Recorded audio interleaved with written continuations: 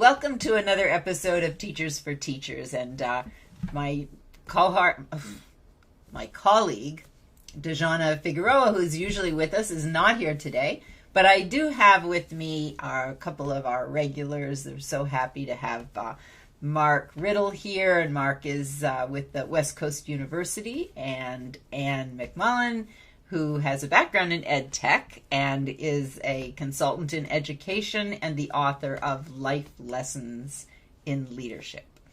So welcome, Mark and Anne. And today we're going to talk about the ed tech world. And about a year ago right now, actually, was when Nolan Bushnell was a guest on the stream. And Nolan asked me to co-author a book with him on the future of education. And he had written a fair amount at that point.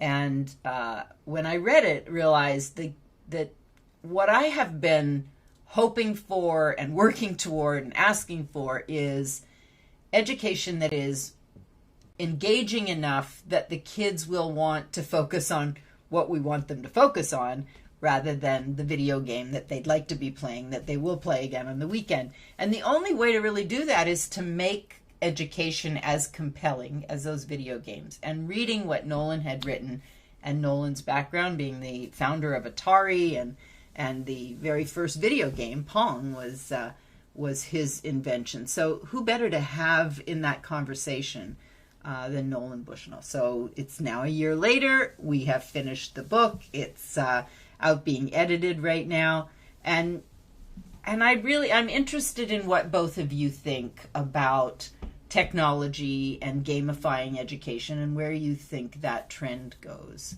And Mark, I think maybe we start with you, because in the medical field, they've been using virtual reality and augmented reality for a while now to give surgeons practice before they start working on real bodies, and I'm guessing in nursing as well. Yeah, I think, clearly it's not a future thing anymore, although it will be more widespread. I think, we're still seeing early adopters because of the cost, right?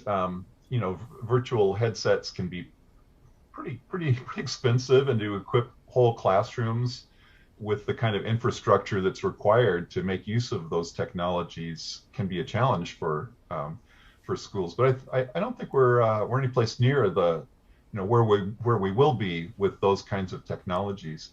And some of the cool, as far the technology sort of breeds new technology too, because the kids who are spending time learning coding, who are exposed to augmented reality stuff, realize that that's just programming. So and they're always on the lookout for something even more interesting to develop. And so I think we're going to see even cooler educational applications for augmented reality, virtual reality in the near future.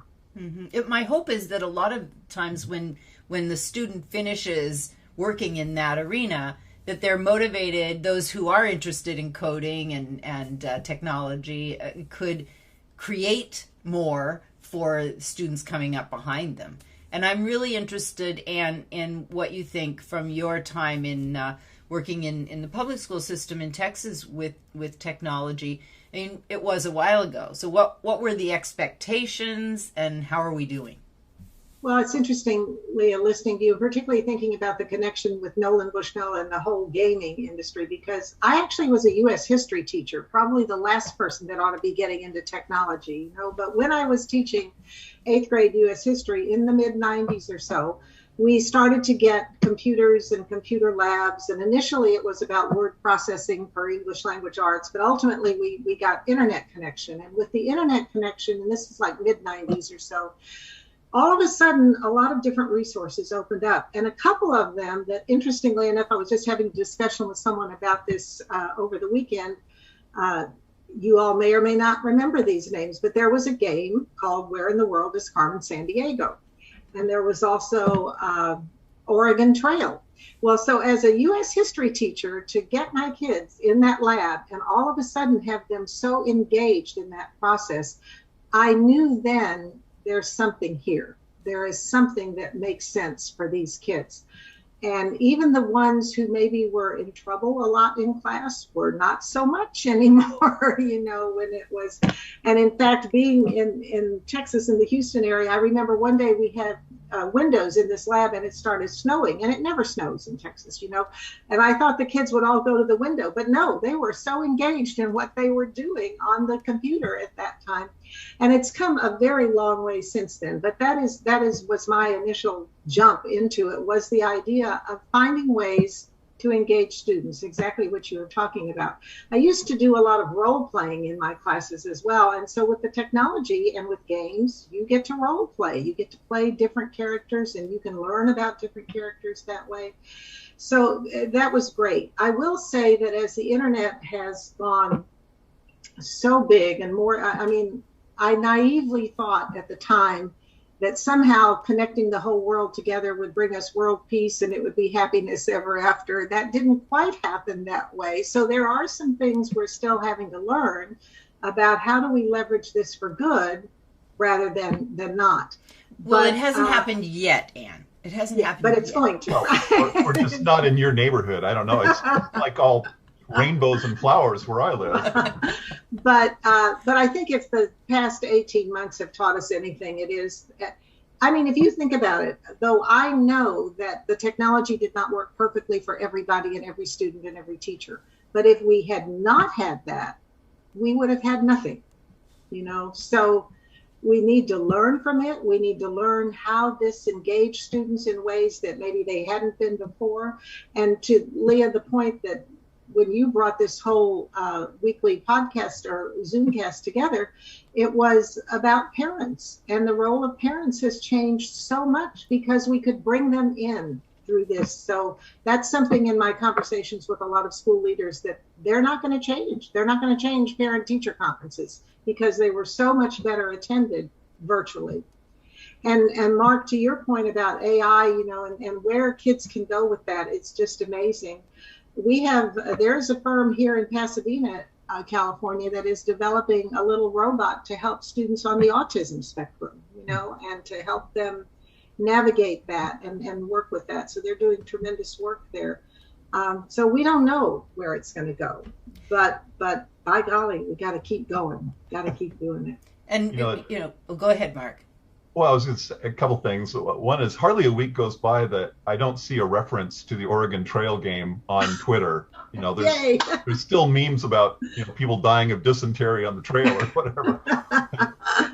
No, but I think AI has already, it's made our lives on the dealing with businesses miserable, of course, because they drive some of those phone connections or the agents that take care of us or whatever. But the difference between giving a person an Apple II computer where the choice seemed to be at the when I saw them in classrooms, it was learn to do basic programming, or just get drilled in your multiplication facts. There are things that would do that, but now a computer can sort of test what a student knows along the way. And if it's a game, they can open up a different realm where they can explore the stuff that they need to pay attention to, and it can still be an evolving game. It's not just like, I'm going to conquer the next level, but it can incorporate those same kinds of concerns that Leah has been talking about. It really can be fun and engaging, but it can also it can also sort of, the game itself can lead you into the next piece of knowledge based on what you've already demonstrated you can pull off. So you're not, solving the same problem 6 times. You're often doing something new and engaging. Well, and that opens the door to individualized learning, which the technology did not exist for that a couple of decades ago. And now we really can, if the academics are buried in a game, and we know what areas a student is focused on, where they really drill down and get really engaged, and when they get stuck, we know immediately if they're stuck. So rather than a teacher needing to sort of corral all 30 kids in the classroom through the program that she's or he is teaching, if they're working individually on these programs on their computer, it doesn't matter if everybody's at the same place, if everybody understands it. And you'll have the majority of the kids focused on their game and their own curriculum, so that the ones that are struggling, the teacher has time to spend with those students, and they can be notified right away by the system when a child has been stuck on a particular program or a problem for an extended period of time. You also made me think about something that Nolan talks about in the book with regard to attention deficit disorder and those types of diagnosis, and we have so many kids now who have that. But he said, give me those kids, all the ones that have the ADHD label, and let me put them into a video game, and you'll see just how focused they can be. It's not that the child has a problem, it's often that the child is bored. And what you were saying, Anne, about behavior issues, I mean, that is, if they're really engaged in what they're doing, then often those issues come up when a kid is embarrassed about what they don't know, or embarrassed about where they fit in the class, like who's an A and who's a D. And with individualized learning, nobody knows but you and the teacher, or you and the system and the teacher. I think it's also cool that, we used to think about technology as basically just giving us some extra time, right? If mundane tasks could be automated, then you'd have more time for leisure or whatever. But I hope that the same is true in the classroom. That is, that having these computerized games and tools and whatnot will give more time for the kinds of teamwork exercises that that students enjoy, and that business leaders say they need more than more than calculus or algebra or whatever, right? They can teach somebody the skills they need for the job, but if they can't collaborate, they're not going to do the company much good. And I think a lot of our school day is just chewed up with stuff that could better be accomplished, as you say, on basically on the kid's own, leaving time for that kind of interaction. Yeah, Mark, you're spot on. I mean, we talk a lot about the 3 C's, 4 C's, 5 C's, however, collaboration, communication, creativity. Those are things that we need to incorporate, and technology allows us to do that.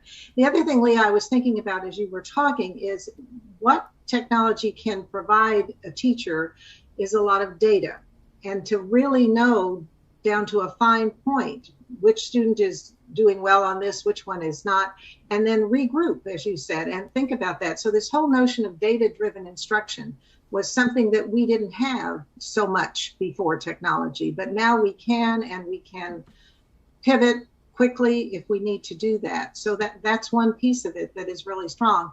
The other has to do with accessibility issues. You mentioned ADHD, but for other children who struggle, there are so many tools, many of them free now, that teachers can use for students, for example, who suffer with some reading disabilities, and it will change the pattern of the text on the screen to make it work for that student. Or I was talking with an individual the other day who's colorblind, who has problems with red and green color, but on the screen there is a tool, a free tool that can be adapted for that.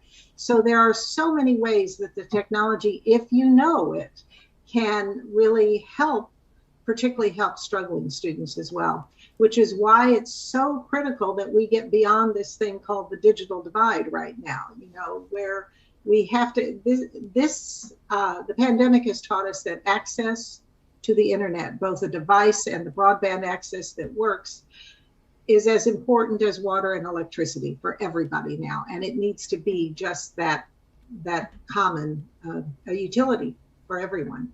Absolutely. There are just several things that both of you just touched on. Mark, when you were saying about the collaboration, I mean, one of the things in Nolan's writing was about the fact that we can have kids in 4 different project pods based on their interests, where they work collaboratively, and also where there's physical, like every hour or every 90 minutes, there's some physical experience that the kids have to get up and do. So there's some sort of cue that goes on, maybe a bell rings or a tone that they hear, and that's everybody's notice to get up and do something, right? You're either gonna put on some dance music and there's a 15-minute break for that, or you're running to the basketball hoops or whatever, but that you get up and move, because there's also lots of research about the importance of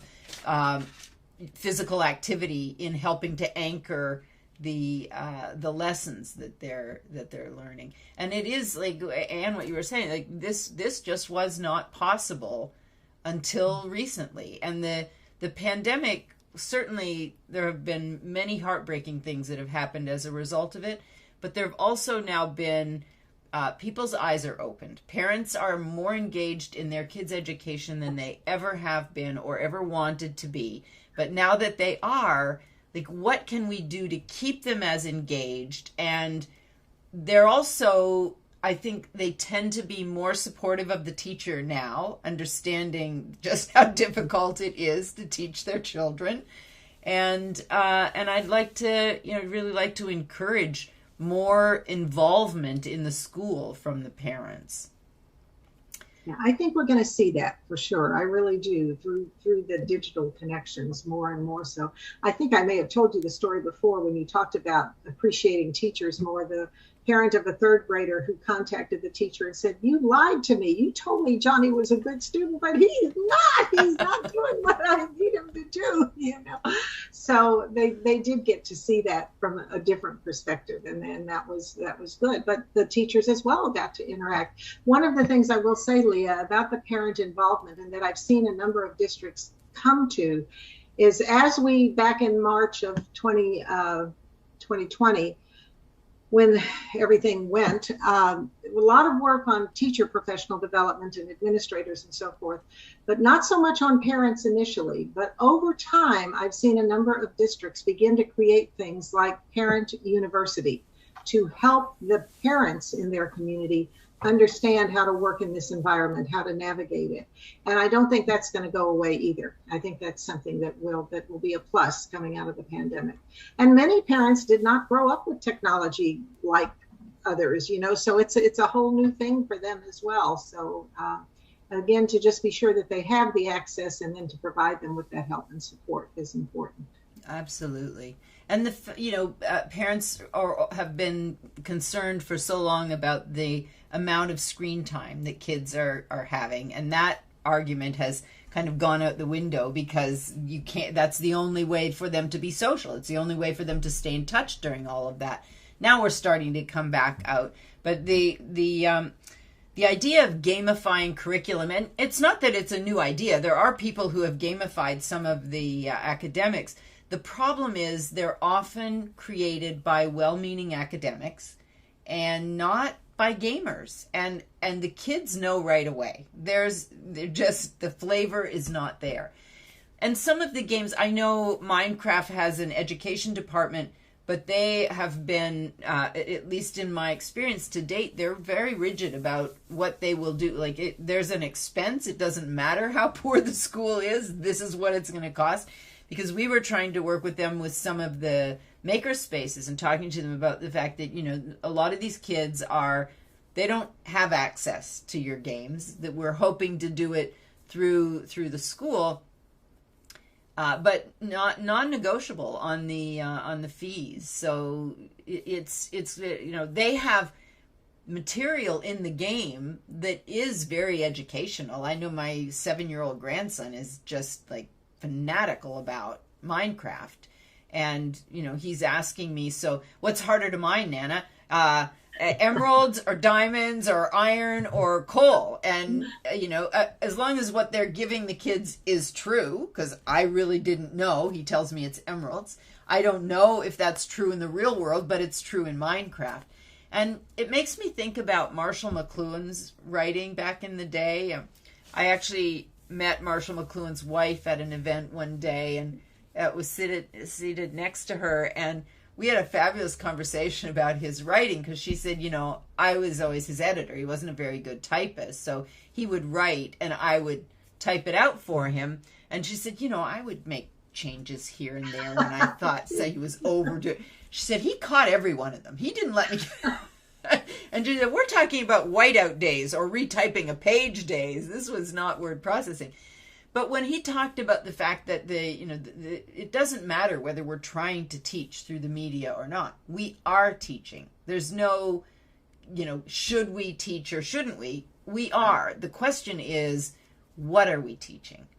And I feel like we have a real opportunity right now, and especially working with Nolan, having the godfather of video games there to help move the academic needle and create games that are as engaging, so that the kids would enjoy it as much as they do the other games that they're playing, which means there has to be a community element to it as well as their own individualized, because I know when my grandchildren are playing their games, I've often seen my granddaughter, she's now 12, she'll have her iPad open where she's got a friend on screen talking to her, and her computer open where she's playing the actual game that the friend is also playing on her computer, and then they've got something else playing their music. So it's just, I wonder if they will be better multitaskers than we are, because the research on us is really pathetic. Like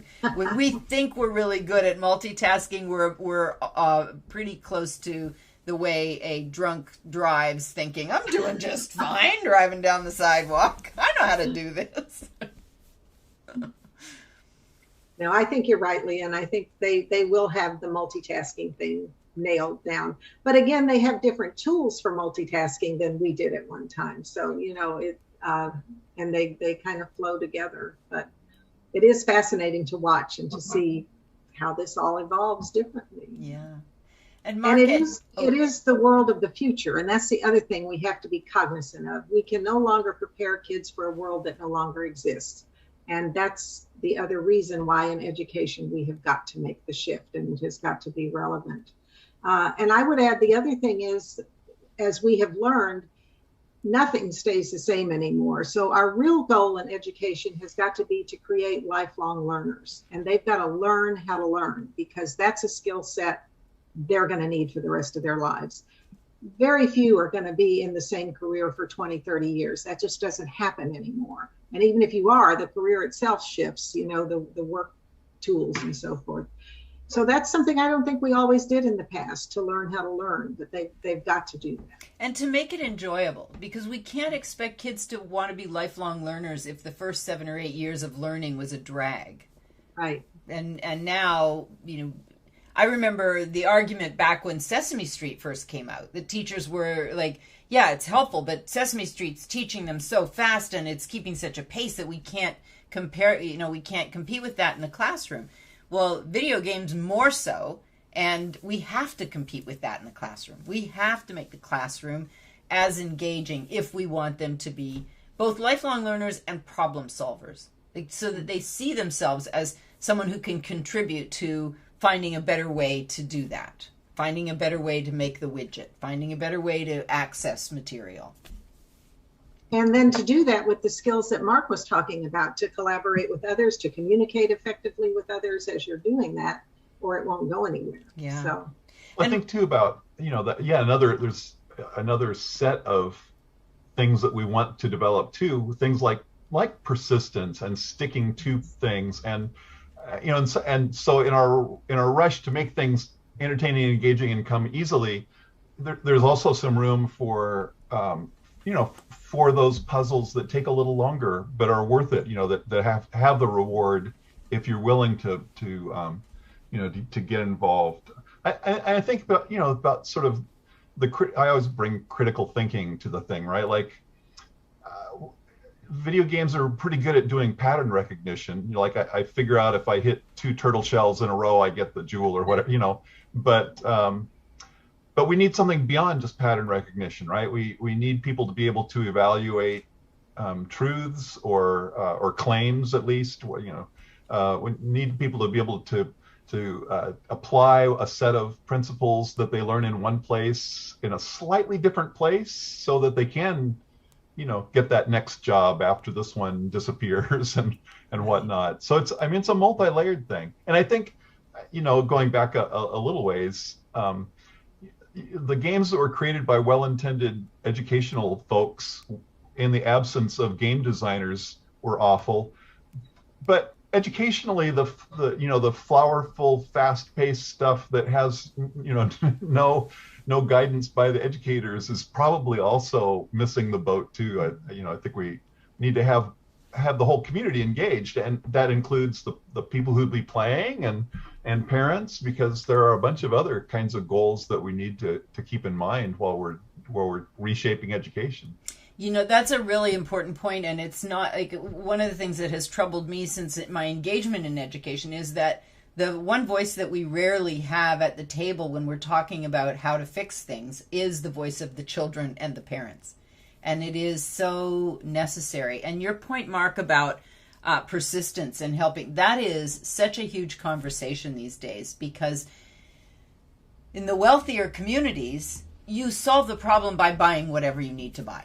And that's the end of that. So as long as the kids are always in the wealthy community, they can manage their lives. But a lot of kids leave home, and this is the first generation that doesn't look like it's going to be as affluent as the parents that raised them.